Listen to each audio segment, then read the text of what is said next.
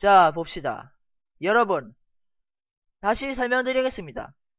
저는 청림책사포입니다. 제가 누구냐면 조선예언서 정감록에 나와있는 예언들을 해석을 한 장본인입니다. 그리고 지금 제가 예언을 처음 시작한 게 2011년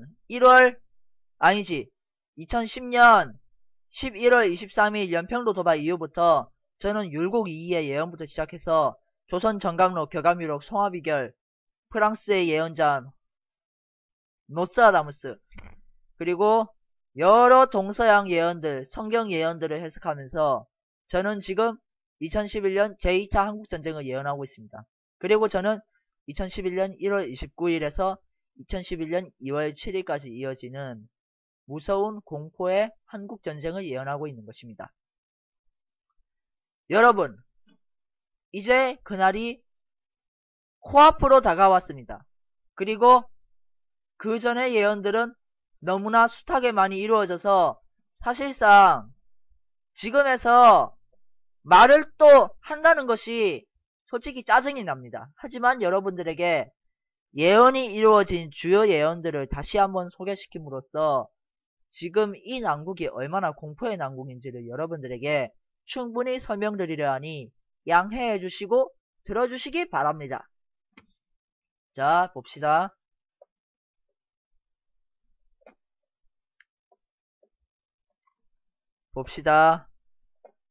어디 보자. 예언이 어디 있더라. 여기 있다. 이것이 바로 제가 올린 정감록 예언 시간표의 첫 번째입니다. 2010년 12월 26일에서 27일에 만민의 머리에 흰 눈이 분분하고 여군주가 등극하면 나라가 길할 것이다. 자, 여러분들 충분히 다 보셨지요? 자, 설명드리겠습니다. 이게 예언이 실현되었습니다. 2010년 12월 26일에서 27일에 무슨 사건이 있었는 줄 아십니까? 바로 박근혜가 싱크탱크 출범을 해서 본격적인 대선 구도로 들어갔었습니다. 그래서 그때 정치사회 갤러리, 연평도 북괴도발 갤러리가 엄청나게 술렁였습니다. 왜 술렁였느냐? 제가 이 예언 시간표를 미리 올렸었는데 이 예언 시간표대로 박근혜가 싱크탱크 출범하고 대선 구도로 들어갔다는 게 뉴스에서 떠들썩하게 발표가 되자 사람들은 놀랐습니다. 와, 푸우가 예언한 대로 진짜 그런 예언이 되었구나. 너무나 무섭다. 그뿐만이 아닙니다.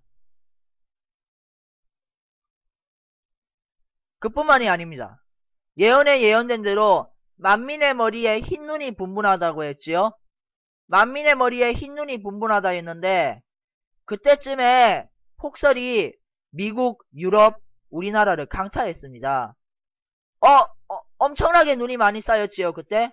그렇게 해서 예언이 이루어졌다는 것입니다. 너무나 섬뜩하게, 놀랍게요. 이것이 바로 예언의 첫 번째 성취였던 것입니다. 자, 그 다음 예언을 봅시다.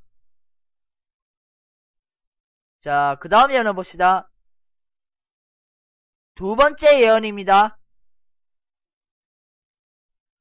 2011년 1월 5일에서 6일에 별 5개가 서로 합하고 은하수가 역류하여 산이 무너지고 물이 넘치며 도끼온이 만백성에게 두루 퍼질 것이니 너희들은 경사가 가파른 산과 냇가에 살지 말고 열병의 원인이 있는 시장과 전염병이 있는 곳에 가지 않으면 처자식을 안전하게 보호하고 질병과 재앙을 면할 것이다.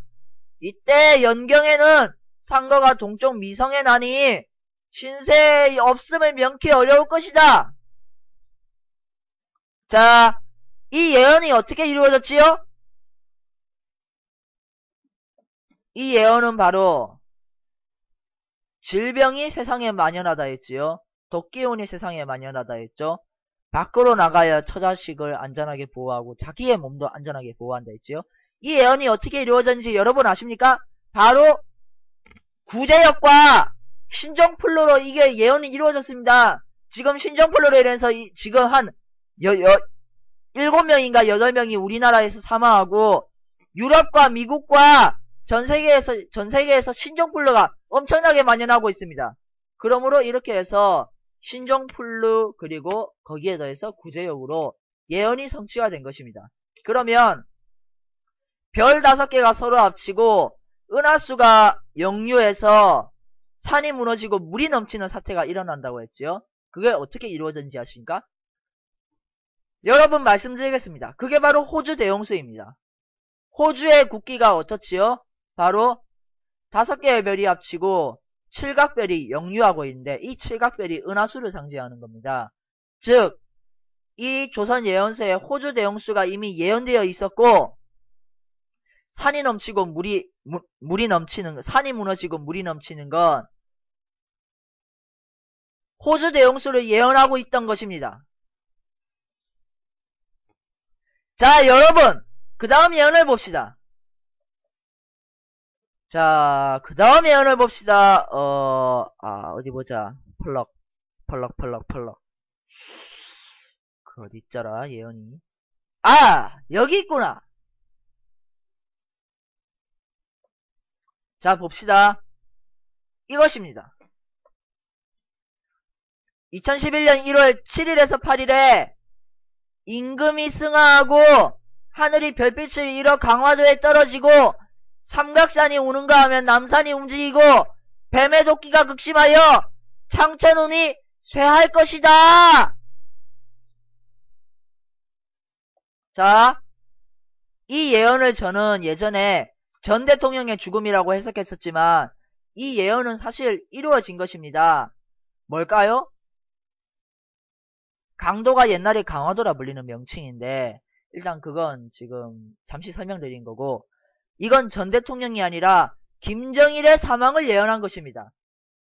2010년 12월 초에 김정일이 시차를 다닐 때 북한 주민들의 증언이 있었습니다. 그 증언이 뉴스를 통해서 발표가 되었는데요.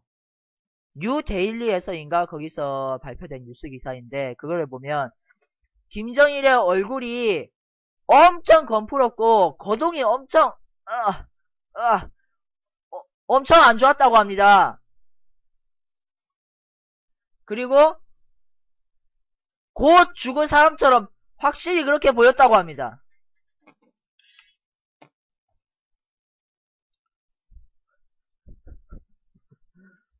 그런데 지금 제가 웃은 거 죄송합니다. 그런데 요즘 발표되고 있는 김정일 사진을 보면 요즘 발표되는 올해 김정일의 시찬 사진을 보면 그것이 시찰의 정확한 날짜를 밝히지도 못하고 김정은이 동행하지도 않는 이상한 것들이 보도되고 있습니다. 그래서 뉴스에서도 그걸 이상하게 보고 있거든요. 그것은 이유가 다름이 아닙니다.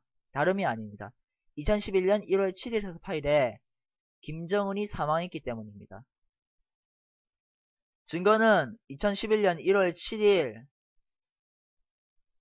증거는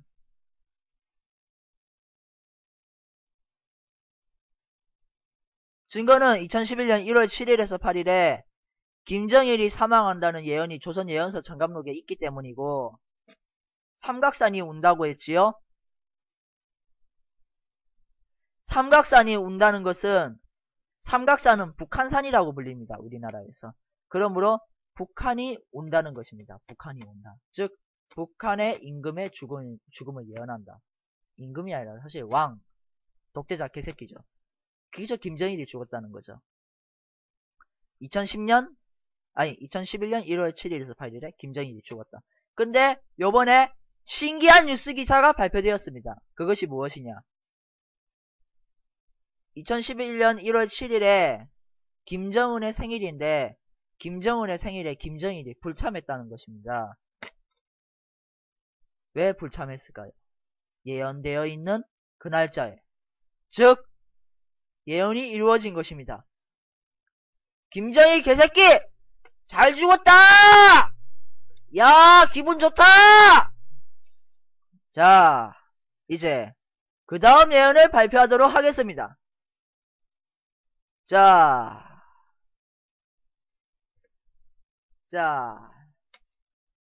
그 다음 예언을 보도록 하겠습니다.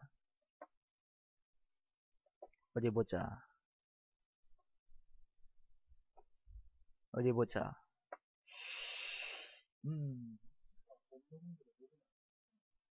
지금 이미 녹음하고 있어. 자, 보겠습니다.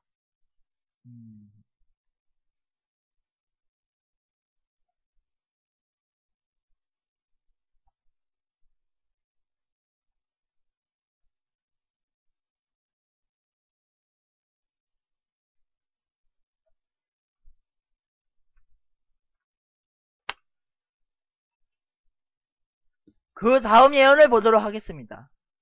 제가 본 건 제가 가지고 있는 정감록입니다. 자, 봅시다. 2011년 1월 7일 불로 일어나는 백성의 난리가 먼저 전라도에서부터이다.